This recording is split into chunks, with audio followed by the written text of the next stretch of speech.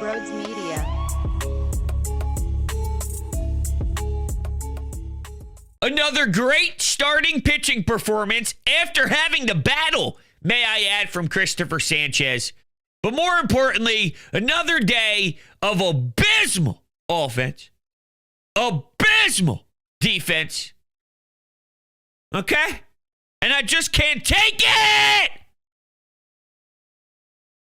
Abysmal umpiring. Let me do a little bit of a... This is what I would do if I was at the ballpark type situation. I want to play it out like it's theater, okay? Here I am. Now, this would probably be a nice beer, but instead it's a cup of coffee because I'm recording this in the morning considering it's the West Coast swing. All right, so here we go. I'm at the game. Here we go here, kid. Here we go here, kid. Here we go, kid. Here we go, Bruce. Here we go here, Bruce. Oh, what the fuck, Cuzzi? You fucking suck. Fuck you. Boo. Boo. You fucking piece of shit. Fuck off. That's how bad he was. Kyle Schwarber had to deal with it. Kirkering had to deal with it, although he hit a few batters. The fact that Rob Thompson just stared, didn't move. As much as I give Rob Thompson a ton of credit for being a good manager, and I believe he's a good manager, what he does lack is fully on display last night, or was on display. It was just sitting there and allowing his team to get bent over. It's allowing his team to get crushed and annihilated with piss poor, controllable crap behind the plate. And I didn't want Bryce to be the one to get tossed because he's already in a funk. Because he's already in a bad spot. He's not at the best of his capabilities right now. And if he was to lose his cool, I could see that being spun where this guy's out of control right now. This guy's losing it mentally. He's breaking down. He's so frustrated he can't keep his cool. That would probably be a storyline. I'd wonder it. I'll put my hand up. That's something I would consider if I saw him absolutely break down the way Kyle Schwarber did to Angel Hernandez a few years back. But somebody needs to have Bryce's support. Somebody needs to have Kyle's support. Somebody needs to have Orion Kirkering's support.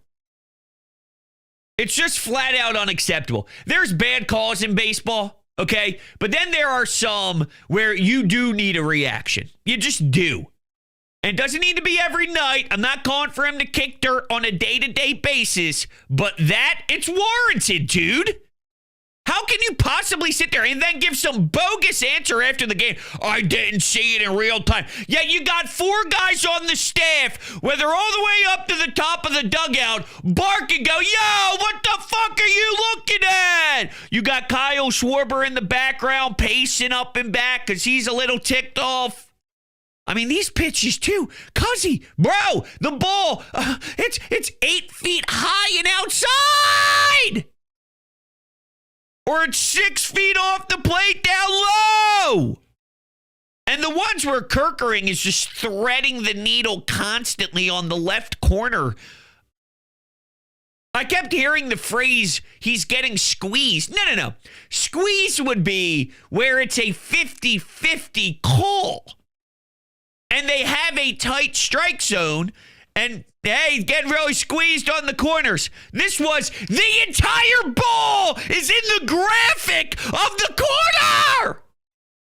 Now, what I don't want this to do, and it already kind of is, considering we're 5 minutes into the show, and I've stressed my frustration about how Phil Cuzzi needs to be in jail for life. No food. No family. I'm sorry. It's my rule.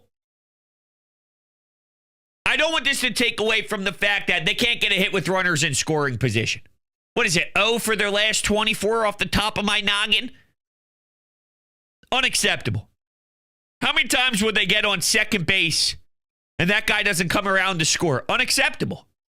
How many times do I have to watch Bowman Nick swing at the first pitch when they have somebody in scoring position and it's a fly out both times?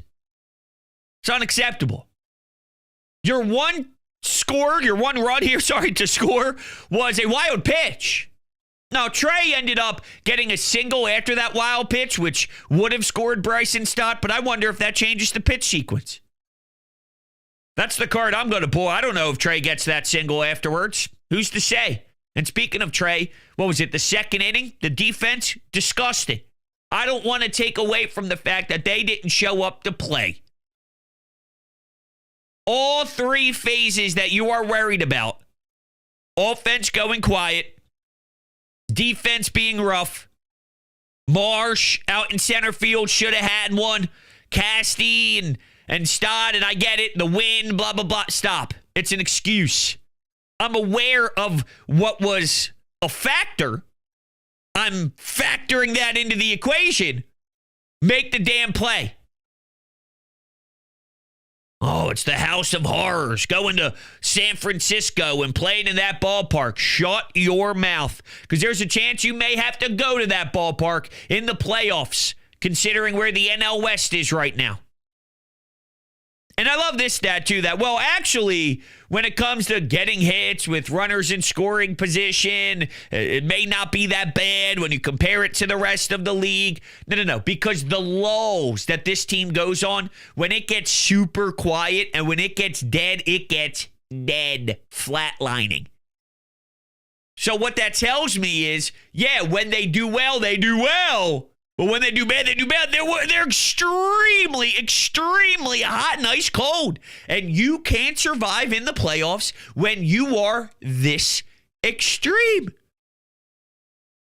It's too up and down.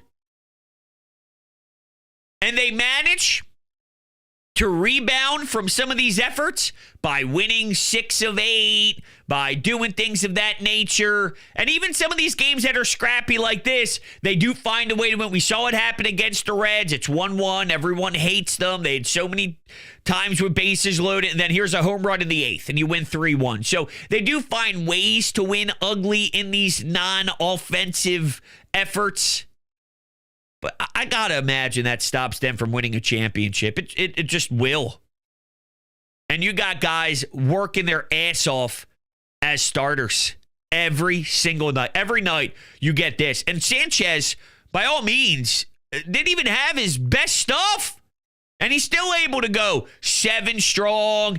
Did you see his pitch count in the early frame? You take a look through 2 innings, he's at 45. You look at when he hits the 60 mark and you go, oh, crap, with Taiwan on tomorrow's night's game, or I'm recording this in the morning, so tonight's game, I guess you'd say, the whole thing, this might be set up for a disaster in San Francisco, knowing that you may have to pull Sanchez out of here after 5.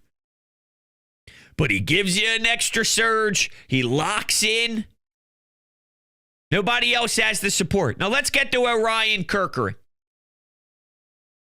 It's a shame because he struck out Chapman 7 times in one at-bat, which I didn't think was even humanly possible, but we witnessed it.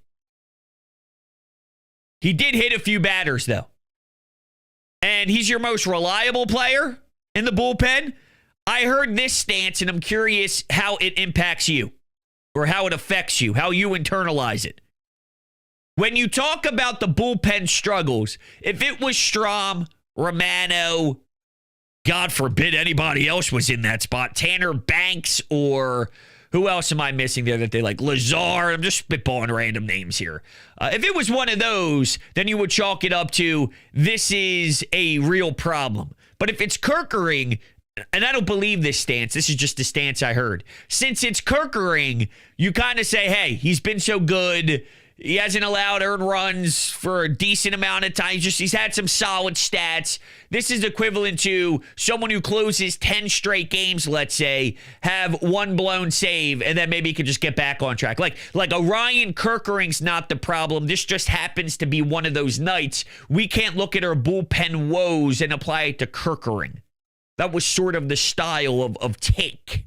If I'm explaining that right, I hope I am. For you guys to interpret, I get it. My brain's clicking, I think. I don't know if I agree. Because there is something that stops me from fully going in on Kerkering. I say it all the time. You have like a half a guy.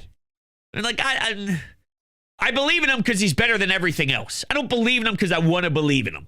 Do you know what I mean? And he's got some Brad Hand vibes going, where on paper, his stats say this. Yeah, but on paper, I watch Brad Hand on a day-to-day basis, and I know that his numbers do not tell the full story. There's just a wall with me with Orion Kerkering. And there was time where I was buying stock, and I'm higher on him than I definitely was in the beginning of the year, and he's definitely progressing and all that. But for me to say he doesn't factor into the bullpen woes is not true. It's not true. I disagree. The fact that he's your only reliable arm-ish as a half a guy is part of the woes. And then you saw the hit by pitches being a part of that, even though he gets screwed. But that Bryce Harper bet, I mean, that changes everything. Did you see the way he had to protect? The way he had to foul pitches off? Some of the pitches he was even swinging at? I mean, none of these were on the plate. And then you could talk about a completely different inning. Now, who's to say that they would have timely hits? That is a great point. I don't think they would have the hits that we need. But at some point, you got to imagine the numbers even out where it's your inning to do it. And what if you add first and second, no outs? What if you add first and second, one out, they get a single, now it's bases loaded, one out? I'm just spitballing random situations, but Bryce Harper could have easily been in a favorable count to get walked, okay? Or to hit a pitch. Now, it may not be with power. It may not be the extra base hit, which he is struggling to provide for us since returning to the IL. But just for the demeanor of that inning and for the feeling of that inning in a 1-1 game. I mean, that could change the world. That could change the outcome. And those pitches were so bad, so bad. We can debate certain pitches that are close. This is, the league has to look at it and make sure Phil Cuzzi doesn't have money on the game. We got to make sure he doesn't have a bookie that's texting him in between innings saying, make sure this is the outcome or else. That's how out of this world some of these calls were. And it was all night towards the Phils.